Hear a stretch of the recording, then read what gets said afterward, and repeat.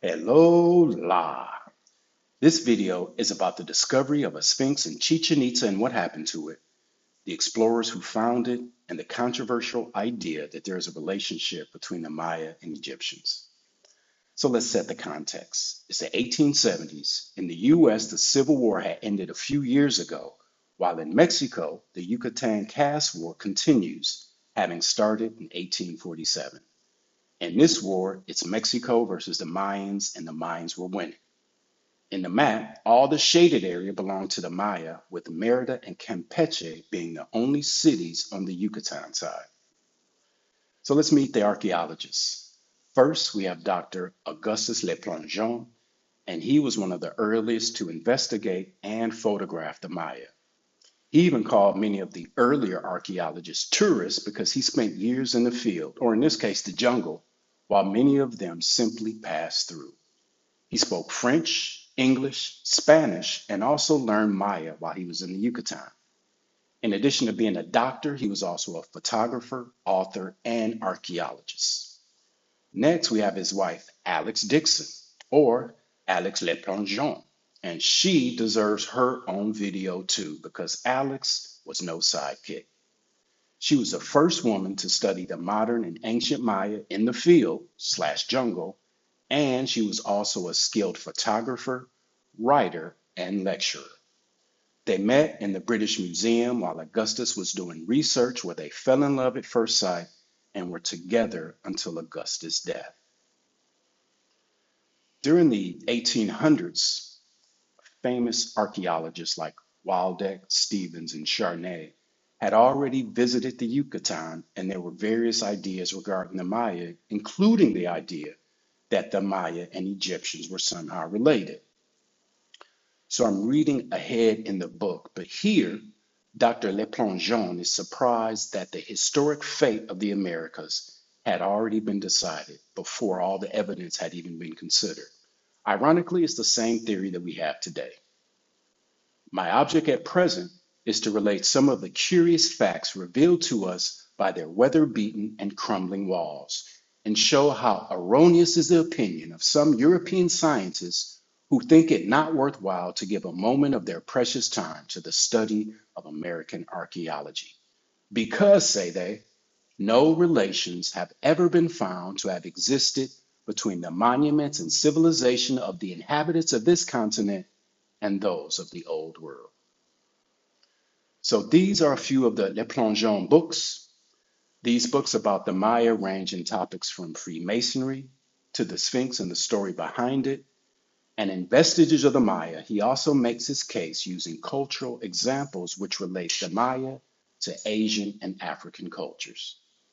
The previous quote and details from the Sphinx discovery come from Queen Moo and the Egyptian Sphinx. So let's get started at Chichen Itza. If you look closely in this picture, you can see Dr. LePlongeon and his Maya companion. This is an original photo taken by Alice from the Getty collection. But speaking of his Maya companion, here we get a quote from Augustus about his opinion of the Maya. During the 12 years that I have dwelt amid the ruined cities of the ancient Mayas, in the depth of the forests of the Yucatan Peninsula, I have had occasion to study the character of the Indians as well as the remains of the palaces and temples where, not so very long ago, their ancestors burned copal and incense in honor of their gods. I have found that the Indians treated kindly as every intelligent being, human or not human, should be, were generally as good as, if not better, than their white or mestizo countrymen. Of course, there are exceptions. These, however, are rare and are to be found among those who have been brought up by some white or mestizo master.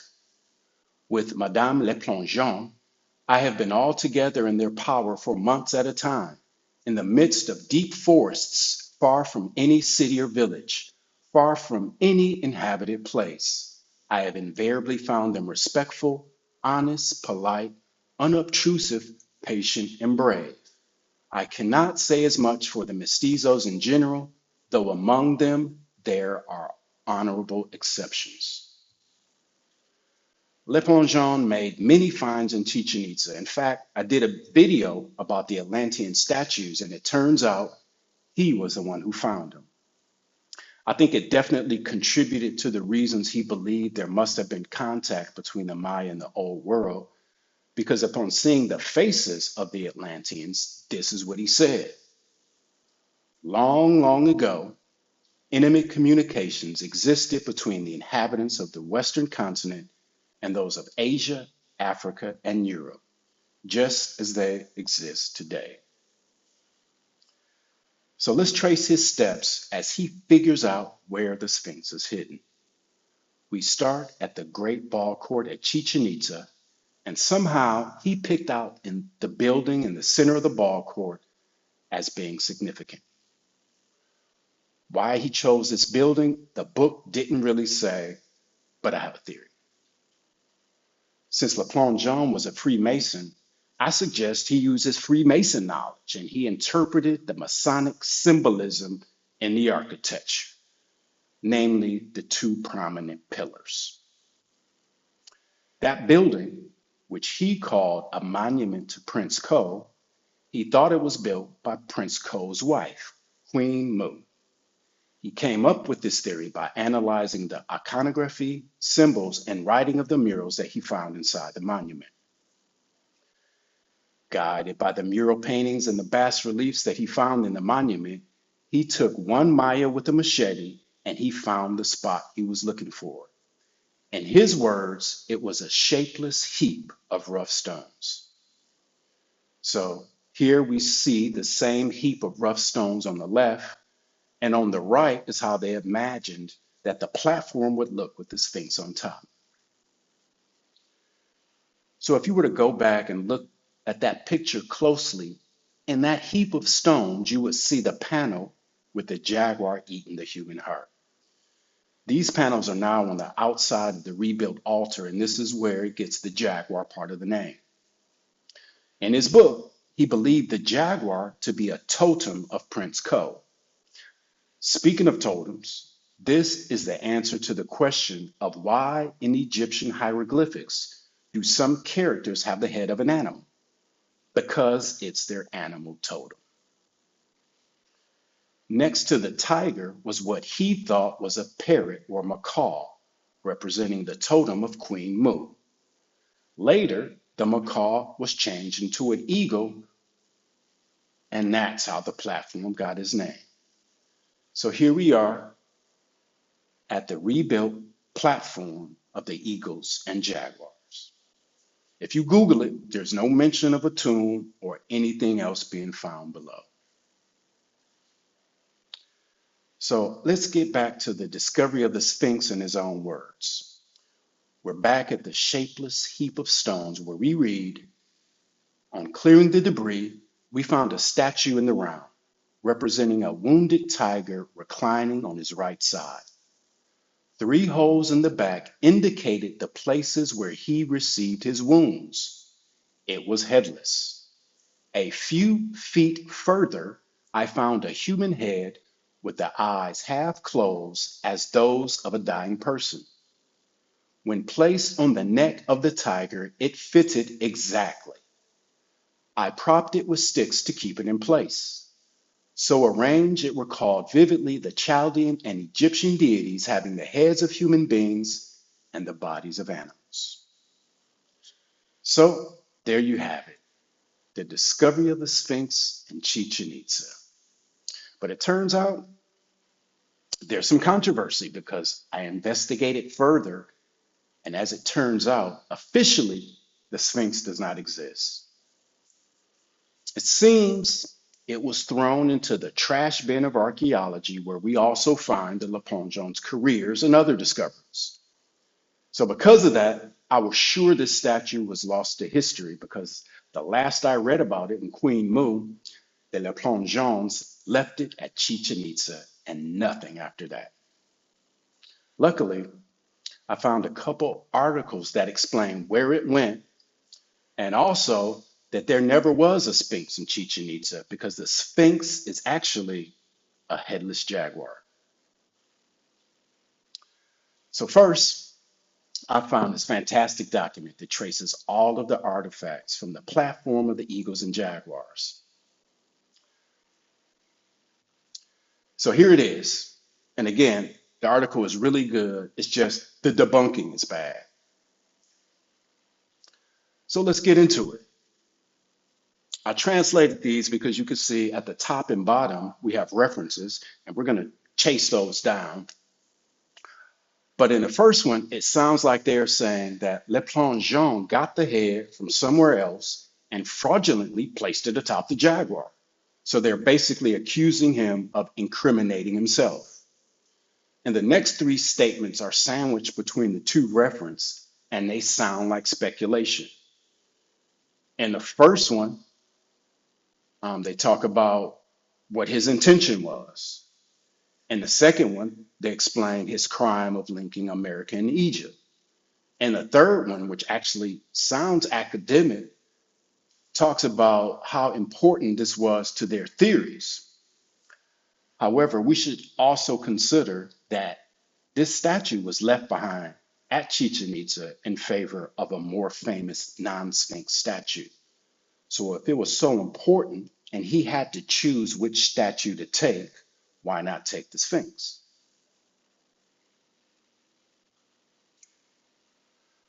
Finally, regarding finding it somewhere else, in the same academic document, this table lists all the items found at the platform.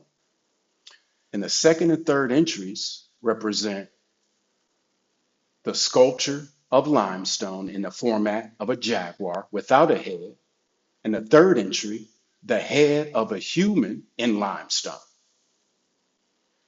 So apparently, they did not find a jaguar head. Now, to be fair, LePlongeon did find many heads, but I wasn't able to find anyone trying to connect the heads that he found to the platform of the Eagles and Jaguars. All right, so let's chase these references down. The first reference is from the American Antiquarian Society, and they're saying it's between the pages of 70 and 119. With machete and the hand, the effigy of a reclining tiger soon appeared. Plate number 3 represents it, but the head was wanting. This, of human form, I had the happiness to find some meters distant among a pile of other carved stones. My interpretations had been correct. Everything I saw proved it to me. I had once concentrated all my attention at this spot. Hunting among the debris, I came across the bas relief seen in plates 4, 2, and 5, which confirmed my conclusions. This pile of stones had been in times past the pedestal that supported the effigy of the dying tiger with the human head, which the Toltecs had thrown down when they invaded Chichen at the beginning of the Christian era. So this explanation makes sense. Invaders destroying the statue of previous rulers by removing the head fits with the customs of both the Maya and the Egyptians because it supports their belief in the afterlife, and they are both known to deface or destroy statues in order to inhibit the ability of spirits to reanimate them. Yeah, everybody knows that. So here's the second reference from the debunking. It's called the Jaguar of Chichen Itza, a forgotten monument. So again, here's the Spanish version, but I'm gonna go ahead and translate it because this article was also very good. However, the debunking repeated the non-reference claim that LePlongeon replaced the head. Some time ago, reviewing the books written by French travelers and archaeologists who arrived in Mexico in the 19th century, I was surprised to find a very interesting monument to which very little importance has been given. We can practically say that it is immersed in oblivion despite the interest it possesses. This is the reclining jaguar that Augustus and Alice LePlongeon unearthed in Chichen Itza during their excavations in 1875. I'm gonna pause for a second because I especially like the description because again, this sounds like an important archaeological piece. It is a large stone figure, carved almost in bulk, which shows the animal reclining with its front legs delicately crossed one over the other, and the rear legs simply resting on each other. The head, unfortunately never found, nor has anyone bothered to try to locate it, was replaced by LePlongeon with another anthropomorphic type, which, although it does not correspond to the sculpture, was perfect for his interest in discovering a true American Sphinx. On this topic, and based on the jaguar, he wrote a book that, since his time, raised a great controversy about the Egyptians, Phoenicians, and Freemasons among the ancient Mayans. Shortly after, said jaguar was photographed by Tober Mailer, but without his head. So again, in the top picture, he's saying that LePlongeon's own picture proves that it was a jaguar. And here in the picture that he mentioned about Theobald Mailer, you can see the head is on the pillar.